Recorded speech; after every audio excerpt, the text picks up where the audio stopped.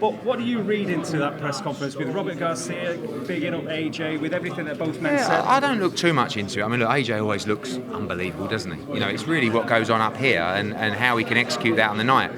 I think Robert Garcia is going to be a great addition, breathe new energy. I mean, Crolla knows every time you bring a new trainer in, it's just a good positive vibe. Everyone's, you know, working towards, you know, making sure that the result is different. And we can say he's going to do this, we can say he looks good, we can say there's a new trainer. Ultimately, it comes down to August 20th. He'll have a game plan that he needs to execute. That game plan against someone like Alexander Usyk might have to change during the night as well.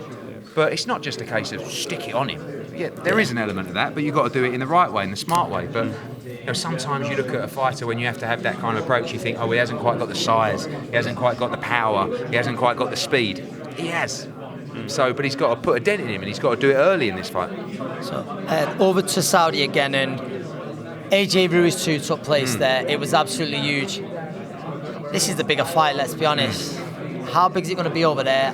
Yeah. How extra are they going to go? Massive. I mean, we saw the promo shoot last week. It was in Old Town Jeddah. It looked like Raiders of the Lost Ark. You know, I know it's cringy to say, but this has got Thriller and Manila and Rumble in the Jungle feel to it locally. You know, everyone's going mad for this fight over there. It's one of the biggest in boxing. We've been there before. We had a great experience. We've got great vibes going back there, and hopefully we can get the same result this time, maybe even by knockout. On this subject of broadcast, because we haven't seen it you know, anywhere yet, and you know, in terms of, we're guessing DAZN, are we going to see DAZN in pubs? Is it going to be DAZN? Yeah, I mean, look, just AJ signed a long-term deal with DAZN, but this fight sits outside of that because Saudis own the global rights now for this fight. So those conversations and negotiations are ongoing. I think DAZN are a decent favourite, but I think that'll be announced over the next week. Ed, finally from me regarding DAZN, one of the biggest fighters, because his profile's going bigger and bigger all the time, Conor Benn. Everyone he seems to be linked with lately seems to be retiring, right? How far away are we from an announcement? Have you got someone in line? I had him in the office yesterday. I mean, there's 3 or 4 guys still in the mix, but they're all big names. So nothing's decided just yet? No, but we're closing in, and everyone will be happy with the selection, I know for sure. And you know, he's a big star now, Conor Benn. He's very exciting to watch, and we look forward to an announcement. Hopefully, I always say 2 weeks, but about 2 weeks, and September, early October, big fight coming.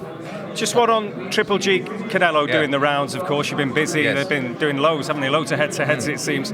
And that one bigger than Crawford-Spence? Yeah, financially, 5 times bigger. But, you know, there's 2 worlds out there. There's the boxing fans world, and then there's the wide world.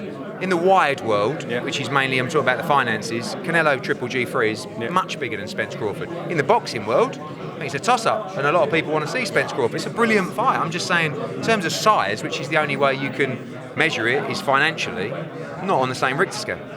Thank you, Eddie. You need to go and get fed, I think. Cheers, mate. I need to go and...